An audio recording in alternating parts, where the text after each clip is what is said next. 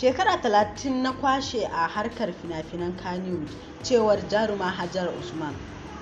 Ni 'yar asalin Gombe ce, amma a Lagos na tashi. Zuwa yanzu na ɗauki shekaru aƙalla 36 ina fitowa a cikin fina-finan. Mafi yawancin jaruman masana'antar Kannywood, maza da mata, nakan fitowa a matsayin mahaifiyarsu a cikin fim. Na taɓa aure har sau 2, ina da yara guda 3.